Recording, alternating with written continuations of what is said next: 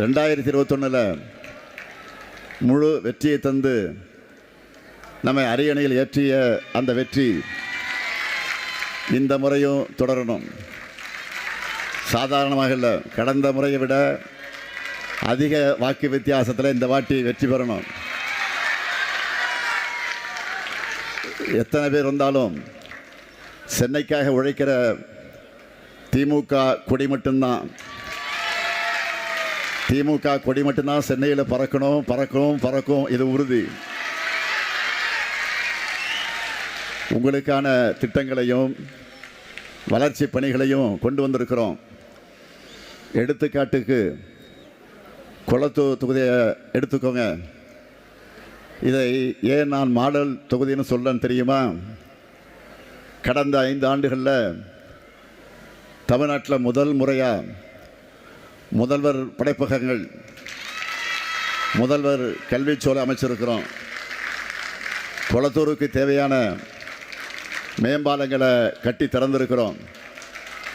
அதிக அளவிலான குளங்களை தூர்வாரி சீரமைச்சிருக்கிறோம்.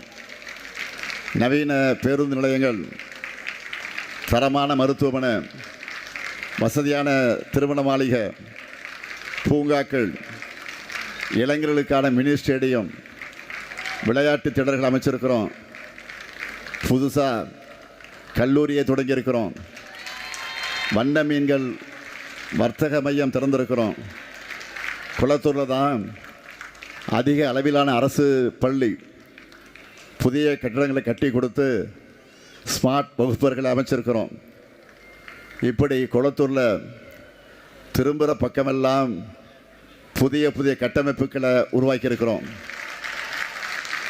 கொளத்தூர் மாடல் தொகுதி என்றால் திராவிட மாடல் ஆட்சியில் தமிழ்நாடு ஒரு மாடல் ஸ்டேட் தான். தமிழ்நாடு முழுக்க என்னுடைய இந்த பிரச்சார நிறைவுரையை பார்க்கிற என்னுயிர் மக்களை, நாங்கள் ஆட்சிக்கு வந்து முதல் 3 ஆண்டுகளில் பண்ணிய சாதனைகளை பார்த்துட்டு இந்தியாவில் யாரும் பெற முடியாத 40க்கு 40 இந்த முழு வெற்றியை கொடுத்தீங்க நாடாளுமன்றத்தில். அதே மாதிரி சட்டமன்ற தேர்தலையும் நாம் வரலாறு படைக்கணும். தமிழ்நாட்டின் தொழில் வளர்ச்சிக்காக எங்களுக்கு தொடர்ச்சியான வெற்றியை தரணும். நம்முடைய சாதனை திட்டங்களோட பேர்கள் மட்டும் சொன்னாலே இன்றைக்கி ஒரு நாள் போதாது. அதனால் ஒரு சில திட்டங்களை மட்டும் சொல்லி அது எப்படி மக்களோடு நெருங்கி இருக்குது, அந்த திட்டங்களால் பயனடைகிற பயனாளிகள் இந்த ஸ்டாலினை எப்படி பார்க்குறாங்கன்னு சொல்கிறேன். மகளிர் மேம்பாடு எடுத்துக்கிட்டால் மாதம் 1000 ரூபாய் கலைஞர் மகளிர் உரிமை தொகை வாங்கக்கூடிய சகோதரிகள் இந்த ஸ்டாலினை நினச்சி பார்ப்பாங்க. ஒவ்வொரு முறையும் விடியல் பேருந்தில் சுதந்திரமாக பயணிக்கிறப்பவும் என்ன நினச்சி பார்ப்பீங்க. அதே போல் தோழிகள் விடுதிகள் திட்டம், பிங்க் ஆட்டோக்கள், கருப்பை புற்றுநோய் தடுப்பூசி வழங்கக்கூடிய திட்டம் நிறைய இருக்குது. கல்வி வளர்ச்சின்னு எடுத்துக்கிட்டால் காலை உணவு திட்டத்தில் சுவையான உணவை சாப்பிட்ற குழந்தைகளும், காலையிலே சீக்கிரமே இருந்து வேலைக்கு போகிற பெண்களும் என்ன நன்றியோடு நினச்சி பார்ப்பாங்க. புதுமை பெண் திட்டத்தில் மாதம் 1000 வருதுன்னு கல்லூரிக்கு போகிற மாணவிகள் எல்லோரும் இந்த ஸ்டாலினுக்கு தேங்க்ஸ் சொல்லுவாங்க. அப்படித்தான் ஒரு பெண் கல்வியில் சிறந்த தமிழ்நாடு என்ற நிகழ்ச்சியில் மேடையில் நின்று கண்ணீரோடு இந்த திட்டம் எப்படி உதவியாக இருக்குன்னு நன்றி சொன்னாங்க. நெகிழ்ந்து போன நான் அவங்களை அழைச்சி உச்சந்தலையில் அன்போடு முத்தம் தந்து என் பேனாவை அன்பளிப்பாக தந்தேன். அந்த காட்சியை என்னால் மட்டும் இல்லை, தமிழ்நாட்டிலையும் யாராலையும் மறக்க முடியாது. அதே போல் தான் தமிழ் புதல்வன் திட்டம், உலகம் உங்கள் கையில், லேப்டாப் அடங்கக்கூடிய திட்டம், மாவட்டந்தோறும் மாடல் பள்ளிகள், மதுரையில் கலைஞர் பெயரால் நூல் லைப்ரரி, இன்னும் நிறைய இருக்குது. நலன் காக்கக்கூடிய ஸ்டாலின் முகாம்கள், இன்னொரு காக்கக்கூடிய நம்மை காக்கு 48, இப்படி பல பட்டியலை நான் சொல்லிக்கொண்டே இருக்க முடியும். தொழில்துறை எடுத்துக்கிட்டால் தமிழ்நாடு முழுக்க இன்றைக்கு எல்லா மாவட்டங்களையும் சிப்காட், தொழிற்பூங்கா, சிறிய மாநகரங்களில் டைடல் பூங்காக்கள், தமிழ்நாடு இப்படி வளர்ந்து வருகிறது. விளையாட்டு வீரர்களுக்கு உபகரணங்கள் வழங்கக்கூடிய திட்டம், வீட்டு வசதி எடுத்துக்கிட்டால் கலைஞர் கனவில் திட்டத்தில் சொந்த வீடு என்னும் கனவு நனவான யாராலையும் ஸ்டாலினை நிச்சயமாக மறக்க முடியாது. அதோட நகர்ப்புற வாழ்விட மேம்பாட்டு வாரியம் மூலமாக ஏழை மக்களுக்கான அடுக்குமாடி குடியிருப்புகள், பல ஆண்டு கனவாக இருந்த 23 லட்சம் பேருக்கு இலவச பட்டா, வயசானவங்களுக்கும் மாற்றுத்திறனாளிகளுக்கும் தாய்மானவர் திட்டத்தில் வீடு தேடி ரேஷன் பொருள் சேரும்போது அவங்க நிச்சயம் இந்த ஸ்டாலினை வாழ்த்துவாங்க. ஆன்மீகமாக சொல்ல வேண்டிய அவசியம் இல்லை. அதே போல் அரசு ஊழியர்களுக்கு எப்படிப்பட்ட கோரிக்கையை நிறைவேற்றி கொடுத்தோன்னு உங்களுக்கு எல்லாரும் தெரியும். இப்படி துறை வாரியாக இன்னும் நிறைய இருக்குது. அதனால தான் சொல்கிறேன், சிறந்த உட்கட்டமைப்புக்கு தமிழ்நாடு தான், சிறந்த கல்விக்கு தமிழ்நாடு தான், மருத்துவத்துக்கு தமிழ்நாடு தான், தொழில் முதலீட்டுக்கு தமிழ்நாடு தான், சட்டம் ஒழுங்குக்கு தமிழ்நாடு தான், அமைதிக்கும் மத நல்லிணக்கத்துக்கும் தமிழ்நாடு தான். இப்படி எல்லா துறையிலும் சிறக்க உழைக்கிறவன் தான் இந்த முத்துவேல் கருணாநிதி ஸ்டாலின். இப்போ நான் இந்த அளவுக்கு திட்டங்கள் லிஸ்ட் போட்டு சொன்னேன் இல்லையா, இது எதையும் நான் ஏதோ நினச்சி பண்ணிடலை. ஒவ்வொன்றா எத்தனையோ சோதனைகள் எனக்கு வந்துச்சு. இதை செய்கிற போது கொரோனாவில் உச்சத்திலிருந்து அப்போ நம்ம ஆட்சிக்கு வந்தோம். ஒவ்வொரு ஆண்டும் வெள்ளம், புயல் போன்ற இயற்கை பேரிடர்கள் ஒரு பக்கம், தமிழ்நாட்டுக்குரிய நிதியை ஒன்றிய அரசு, பாஜக அரசு தராமல், அது ஒரு கொடுமை. ஆளுநர் மூலமாக நிர்வாகத்தில் நெருக்கடி, இப்படி எல்லா தடைகளையும் கடந்து தான் நான் சொன்ன சாதனைகள் எல்லாம் செய்திருக்கிறோம். அந்த சீரழிவிலிருந்து தமிழ்நாட்டை மீட்டு 11.19 விழுக்காடு சாதனை வளர்ச்சியை இந்தியாவிலேயே வேறு எந்த மாநிலம் அடையாத இரட்டை இலக்க வளர்ச்சியை சாதித்து காட்டியிருக்கிறோம். உலகம் முழுக்க வெளியாகக்கூடிய எக்கனாமிஸ்ட் பத்திரிகையை தமிழ்நாட்டை புகழ்ந்து சூப்பர் ஸ்டார் ஸ்டேட்டுன்னு எழுதுகிறாங்க. இப்படி தமிழ்நாட்டை சூப்பர் ஸ்டாராக்கின இந்த முதலமைச்சர் முத்துவேல் கருணாநிதி ஸ்டாலின் ஆட்சி தொடரணுமா வேணாமா சொல்லுங்கள். திராவிட மாடல் தமிழ்நாட்டில் நிறைவேற்ற திட்டங்களெல்லாம் இன்றைக்கி மற்ற மாநிலங்களுக்கும் மாடல் அமைஞ்சிருக்கு. தமிழ்நாட்டுக்கு வந்து பார்த்து அவங்க மாநிலங்களையும் இதை செயல்படுத்திக்கிட்டு இருக்கிறாங்க. அதே போல் நான் டெல்லியில் ஆம் ஆத்மி செயல்படுத்தின மாடல் பள்ளிகள், நகர்ப்புற கிளினிக்குகள் உள்ளிட்ட திட்டங்கள் ஆய்வு பண்ணி நம்ம ஊர்லேயும் அதை மேம்படுத்த செயல்படுத்தி கொண்டிருக்கிறோம். இப்படி ஆரோக்கியமான வளர்ச்சி அரசியலுக்கு வித்துட்ருக்கிறோம். இன்னும் சொல்லணும்னா எதிர்க்கட்சிகளை கூட நம்ம நிறைவேற்ற செய்து கொண்டிருக்கக்கூடிய திட்டங்களை தான் பேரை மாற்றி அவங்களுடைய தேர்தல் அறிக்கை வெளியிட்டிருக்கிறாங்க. இதான் உண்மை. ஆனால் நம்ம எதிர்த்து நிற்கிறவங்க யாருன்னு பார்த்தீங்களா? பாஜகவில் தான் 2021ஆம் ஆண்டு நடந்த சட்டமன்ற தேர்தலில் தோற்றோம். இனி அவங்களோட கூட்டணி இல்லைன்னு சொன்னவர் யார்? எடப்பாடி பழனிசாமி. டெல்லியிலிருந்து 2 ரெய்டு நடத்தினமே பயந்து போய் கர்ச்சிப்பால் முகத்தை மறைச்சிக்கிட்டு சட்டமன்றத்தை விட்டுட்டு வேறு காலை மாறி டெல்லியில் போய் கூட்டணி வச்சுட்டு வந்தார். சரி, அந்த கூட்டணிக்காவது இவர் தான் தலைமையா என்றால் அதுவும் கிடையாது. ஒரு சினிமா வரும் பார்த்துருப்பீங்க, மாப்பிள்ளை இவர் தான், ஆனால் போட்டிருக்க சட்டை இன்னொருத்தரோடு என்ன சொல்வது போல் இவங்க குடுமி டெல்லிக்கிட்ட இருக்குது. எல்லா முடிவுகளும் அங்கிருந்து தான் எடுக்கப்படுகிறது. அதனால தான் இந்த தேர்தலையே தமிழ்நாடு வெர்சஸ் என்டிஏ, தமிழ்நாடு அணி வெர்சஸ் டெல்லி அணி என்று சொன்னேன். நிறைய பேர் கூட என்ன டெல்லின்னு சொல்கிறீங்கன்னு கேட்டாங்க. இவங்க கிட்ட திரும்ப ஆட்சி போனால் டெல்லி ரிமோட் கண்ட்ரோல் ஆட்சி தான் தமிழ்நாட்டில் மறுபடியும் நடக்கும். நம்மளோட எல்லா திட்டங்களும் நின்று போயிடும். ஏற்கனவே அரசு தந்த காசை கூட திரும்ப கேட்பாங்க.